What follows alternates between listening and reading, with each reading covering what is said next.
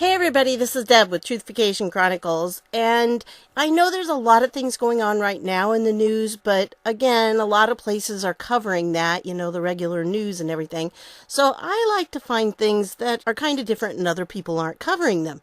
Well, I came across this hearing. This was back on June 7th, 2017, and it was a hearing about the Foreign Intelligence Surveillance Act, and it included Rosenstein, Coates, Rogers, and McCabe. It was really kind of interesting, the whole thing. It's about 2.5 hours long. So, if you don't want to take time to do that, put it on high speed. If you put it on 2 times, then it only takes half as long. And so that's a little trick that I try to do on these. And then if it's something I really want to listen to again, then I slow it down and listen to it. But I wanted to play a couple of clips here for you, especially the ones about Warner here. Senator Mark Warner. Now, he was the vice chair of this particular committee, and this is the Senate Intelligence Committee. Remember, this is back in 2017. Well, he's definitely one who is promoting the whole Russia collusion thing. Oh yeah, big time. He was trying to make it seem like Trump had talked to these men, and he had told them to try to stop the investigation. Okay, that was his task, and you'll hear it when he's asking his questions. I love the response Admiral Rogers gave, because he was bound and determined not to say anything about his private conversations with Trump. Now, I think, most of you who follow a certain letter of the alphabet understand that there's a reason why Rogers might have been so tight-lipped. Because, he knows a lot of things, and he's not going to say anything about his conversations with Trump, okay? And so they gave him a lot of grief for it. I mean, throughout this entire hearing, every time a Democrat came up, that seemed to be what they were trying to do, is goad him into saying something. But there's a reason why they were mentioning it, and it has to do with the Mueller Report. So let me play the clip, and then I'll talk about the Mueller Report for you, okay? Director Coates and Admiral Rogers, they're mostly going to be directed at you gentlemen, and thank you for your testimony this morning. We all know now that in March, then Director Comey testified about the existence of an ongoing FBI investigation into links between the Trump campaign and the Russian government. And there are reports out in the press that the president separately appealed to you, Admiral Rogers, and to you, Director Coates, to downplay the Russia investigation. And now we've got additional reports, and we want to give you a chance to confirm or deny these, that the president separately addressed you, Director Coates, and asked you to, in effect, intervene with Director Comey, again, to downplay the FBI investigation. Admiral Rogers, you draw the short straw. I'm going to start with you. Before we get to the substance of whether this call or request was made, you've had a very distinguished career, close to 40 years. In your experience, would it be in any way typical for a president to ask questions or bring up an ongoing FBI investigation, particularly if that investigation concerns associates and individuals that might be associated with the president's campaign or his activities?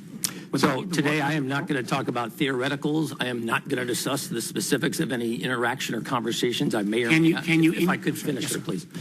That I may or may not have had with the President of the United States, but I will make the following comment. In the 3+ years that I have been the director of the National Security Agency, to the best of my recollection, I have never been directed to do anything I believe to be illegal, immoral, unethical, or inappropriate. And to the best of my recollection, during that same period of service, I do not recall ever feeling pressured to do so. But in your course prior to the incident that we're going to discuss, was it in any regular course where a president would ask you to comment or intervene in any ongoing FBI investigation? Not talking about this circumstance, but any prior experience? I'm not going to talk about theoreticals today. Well, let me ask you specifically, did the president, the reports that are out there, ask you in any way, shape, or form to back off or downplay the Russia investigation. I'm not going to discuss the specifics of conversations with the President of the United States, but I stand by the comment I just made to you, sir. Do you feel that those conversations were classified? We know that there was an ongoing FBI investigation. Yes, sir. There are press reports. Yes, sir. I understand your answer. I'm disappointed with that answer, but I may indicate, and I told you I was going to bring this up. Sure. We have facts that there were other individuals that were aware of the call that was made to you, aware of the substance of that call, and that there was a memo prepared because of concerns about that call. Will you comment at all? I stand by the comments that I have made to you today, sir. So you will not confirm or deny the existence of a memo? I stand by the comments I have made to you today, sir. I think it will be essential, Mr. Chairman, that other individual who's served our country as well with great distinction, who's no longer a member of the administration, has a chance to relay his version of those facts. Again, I understand your position, but I hope you'll also understand the enormous need for the American public to know. You've got the administration saying there's no there. We have these reports, and yet we can't get confirmation. I want to go to you, Director Coates. When you appeared before SASC, you said, and I quote, "If called before the investigative committee, I certainly will provide them with what I know and what I don't know." I have great respect for you. You served on this committee. I remember as well when we confirmed you, and I was proud to support your confirmation. You said that you would cooperate with this committee in any aspects that we request of the Russia investigation. We now have press reports, and you can lay them to rest if they're not true. But we have press reports of not once, but twice, that the President of the United States asked you to either downplay the Russia investigation or to directly intervene with Director Comey. Can you set the record straight about what happened or didn't happen? Well, Senator, as I responded to a similar question during my confirmation and in a second hearing before the committee, I do not feel it's appropriate for me to, in a public session in which confidential conversations between the President and myself, I don't believe it's appropriate for me to address that in a public session. Gentlemen, I understand. I stated that before, and I thought you also said at SASC, if brought before the investigative committee, you would, quote, certainly provide them with what I know and what I don't know. We are before that investigative committee. Well, I stand by my previous statement that we are in a public session here, and I do not feel that it's appropriate for me to address confidential information. Most of the information I've shared with the President obviously is directed toward intelligence matters during our oval briefings every morning at the White House, or most mornings when both the President and I'm in town. But for intelligence-related matters or any other matters that have been discussed, it is my belief that it's inappropriate for me to share that with the public. Gentlemen, I respect all of your service, and I understand and respect your commitment to the administration you're serving. We will have to bring forward that other individual about whether the existence of the memo that may document some of the facts that took place in the conversation between the President and Admiral Rogers. But I would only ask as we go forward, this will be my final comment, Mr. Chairman, that we also have to weigh in here the public's absolute need to know. They're wondering what's going on. They're wondering what type of activities. We see this pattern that, without confirmation or denial, appears that the President, not once, not twice, but we will hear from Director Comey tomorrow, this pattern where the President seems to want to interfere or downplay or halt the ongoing investigation, not only the Justice Department is taking on, but this committee is taking on. And I hope as we move forward on this, you'll realize the importance that the American public deserves to get the answers to these questions. Thank you, Mr. President. Well, Senator, I would like to respond to that if I could. First of all, I told you and I committed to the committee that I would be available to testify before the committee. I don't think this is the appropriate venue to do this in. given that this is an open hearing and a lot of confidential information relative to intelligence or other matters, I just don't feel it's appropriate for me to do that in this situation. And then secondly, when I was asked yesterday to respond to a piece that I was told was going to be written and printed in the Washington Post this morning, my response to that was, in my time of service, which is in interacting with the President of the United States or anybody in his administration, I have never been pressured. I have never felt pressure to intervene or interfere in any way and shaping intelligence in a political way or in relationship to an ongoing investigation. All I'd say, Director Coates, is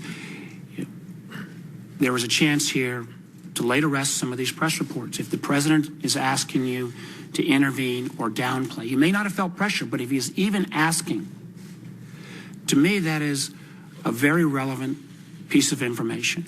And again, at least in terms of the conversation with Admiral Rogers, I think we will get at least another individual's version. But at some point, these facts have to come out. Thank you, Mr. Chairman. Senator Risch. So you can see that neither Coates nor Admiral Rogers were going to be goaded into saying what they had discussed with President Trump. I thought that was very good, and Rogers actually ended up saying that same thing over and over and over again, and that's the position he held throughout the entire thing. He had not been pressured or asked to do anything that was immoral or anything like that, and he just basically blew their argument out of the water. But as you noticed, Warner pointed out that there was someone who verified that there was a discussion between Trump and Rogers and what went on there. Well, if you go to the Mueller Report, you'll find out that they have here page 267 of the PDF. And again, all the links will be down below, just like usual, and you can check it out for yourself.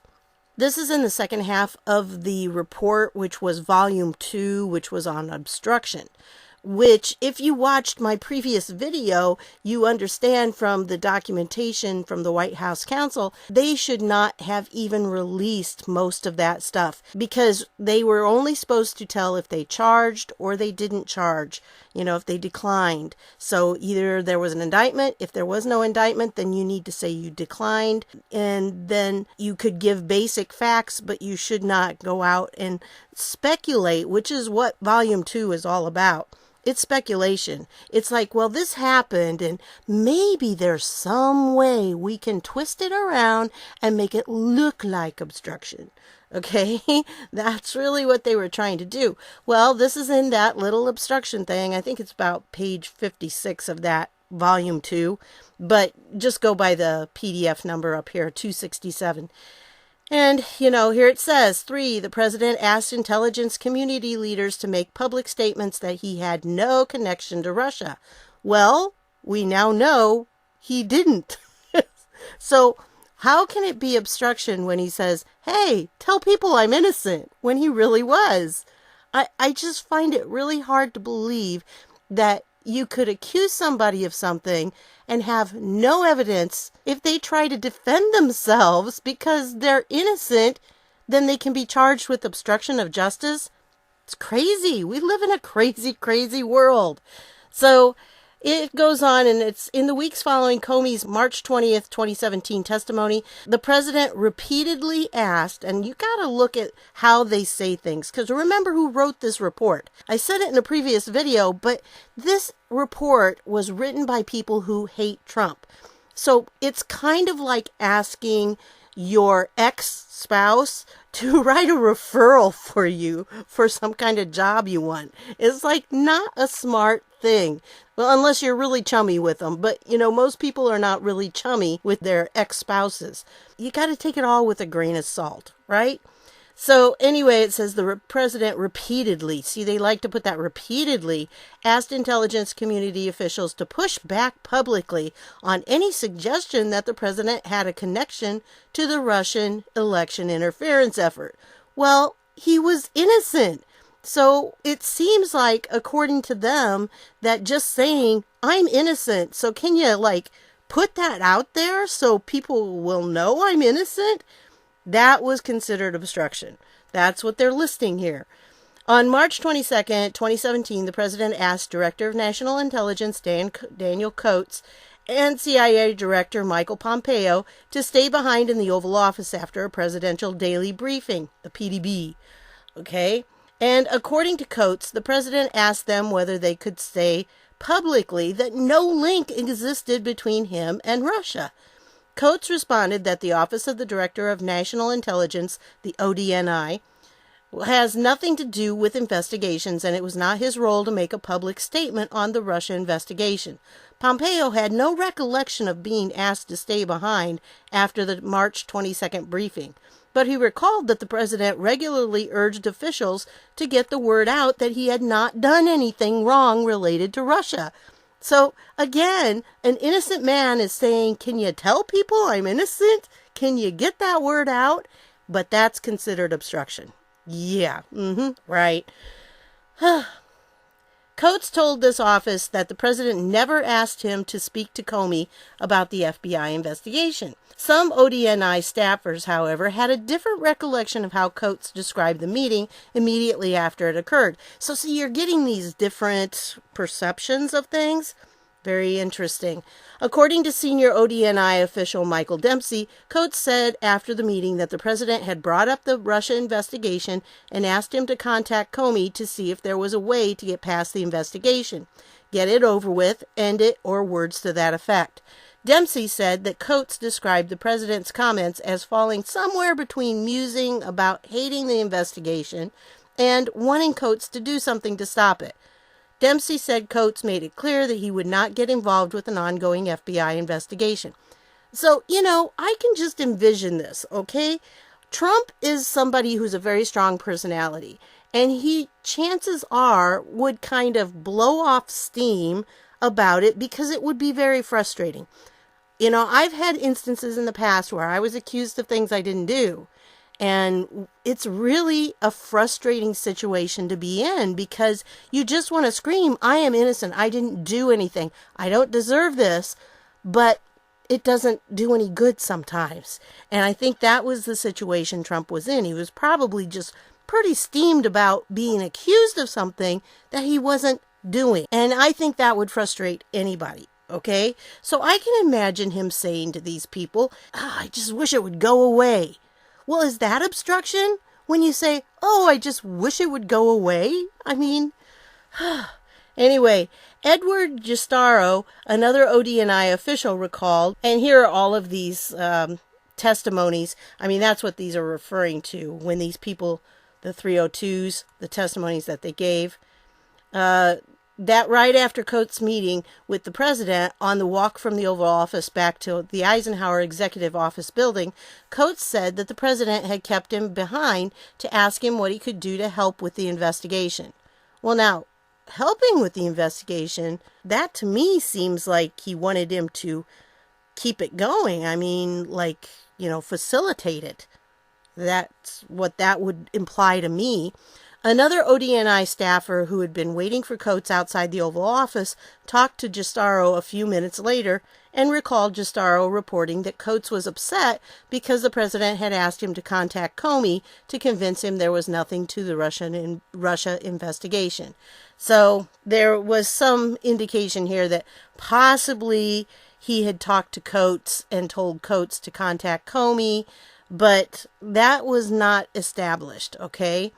And so it goes on Saturday, March 25th, 2017, 3 days after the meeting in the Oval Office, the president called Coates and again complained about the Russia investigations, saying words to the effect of, I can't do anything with Russia. There's things I'd like to do with Russia, with trade, with ISIS. They're all over me with this. Coates told the president that the investigations were going to go on and the best thing to do was to let them run their course. Coates later testified in a congressional hearing that he had never felt pressure to intervene or interfere in any way and shaping intelligence in a political way or in relationship to an ongoing investigation. And that was the hearing we just heard. So On March 26, 2017, the day after the president called Coates, the president called NSA Director Admiral Michael Rogers. The president expressed frustration with the Russia investigation, saying it made relations with the Russians difficult. Well, yeah. So see, what it was doing was tying his hands so he couldn't really do the negotiations he wanted to do. And this is a problem because this was keeping him from doing his presidential duty. I mean, that's what he was supposed to be doing. And this investigation, which we now know was fruitless, I mean, it was for no reason whatsoever. So yeah, it was a witch hunt. It was a hoax, but it kept him from doing what he was supposed to be doing. And that really was the purpose behind it, right?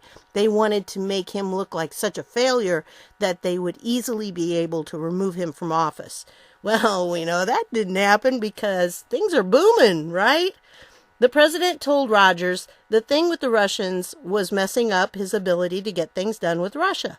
The president also said that the news stories linking him with Russia were not true and asked Rogers if he could do anything to refute the stories. Because, well, you know, Rogers, he had a lot of intelligence at his disposal. And so Deputy Director of the NSA, Richard Leggett, who was present for the call, said it was the most unusual thing he had experienced in 40 years of government service. Well, had he ever seen a president framed before?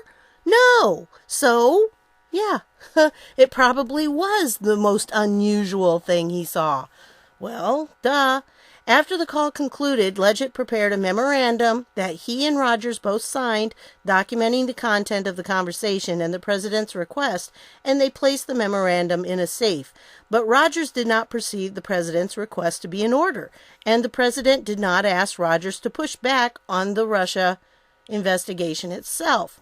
Rogers later testified in a congressional hearing that as an NSA director, he had never been directed to do anything he believed to be illegal, immoral, unethical, or inappropriate, and did not recall ever feeling pressured to do so. That, again, was the same clip. It goes on, in addition to the specific comments made to Coates, Pompeo, and Rogers, the president spoke on other occasions in the presence of intelligence community officials about the Russia investigation and stated that it interfered with his ability to conduct foreign relations.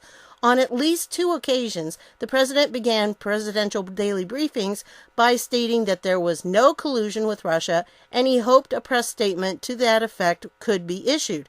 So again, saying, I'm innocent, I want you to put out information that I'm innocent because he actually was innocent is considered obstruction. Just crazy. Pompeo recalled that the president vented about the investigation on multiple occasions, complaining that there was no evidence against him and that nobody would publicly defend him, which was true. Everybody was jumping on the bandwagon to try to take him down. I can't imagine what it must have felt like for him to know he was innocent and then, see all of these news stations, all of them. It wasn't just a few, it was so many saying how guilty he was, that he was a Russian agent. Think about that. You're a patriotic American, right? Imagine if somebody accused you of being a Russian agent.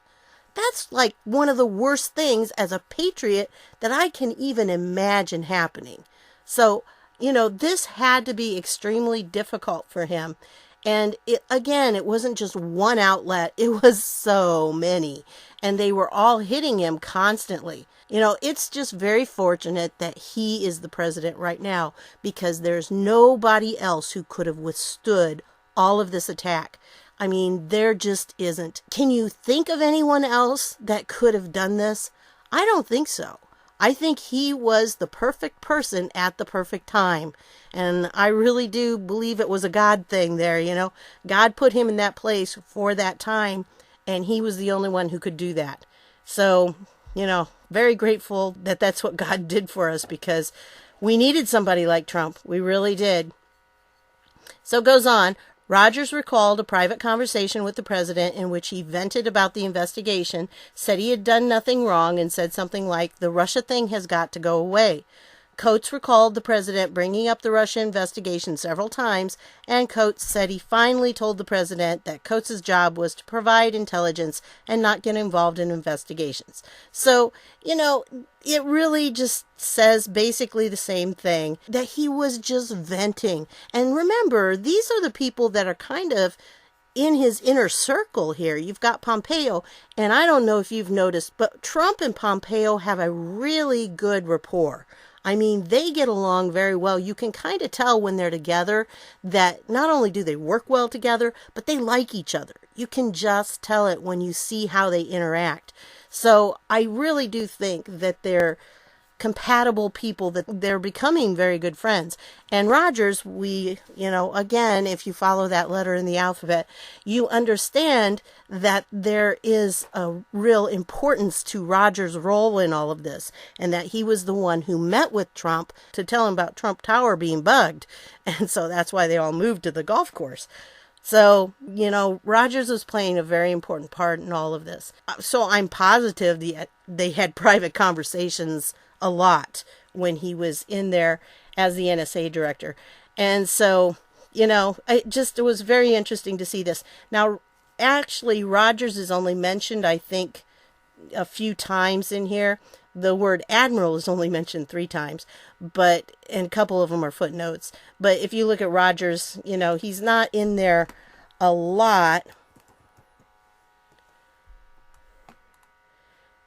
29 matches. So he is mentioned, but he's not mentioned a lot of times.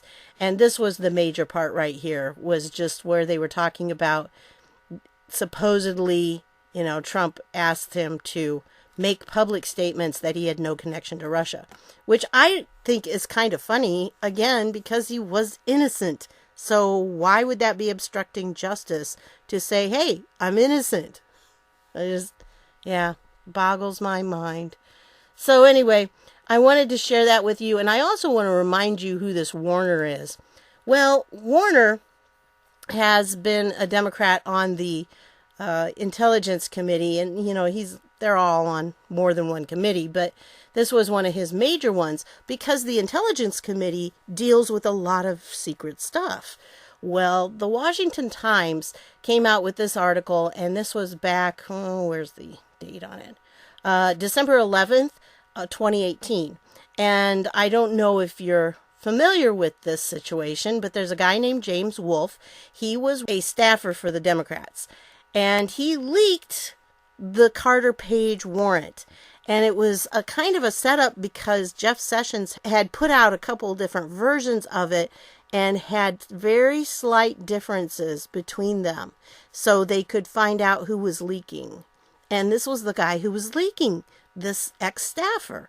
Well, they took him in. They did arrest him. There was an indictment. It was sealed, and then they unsealed it so they could arrest him.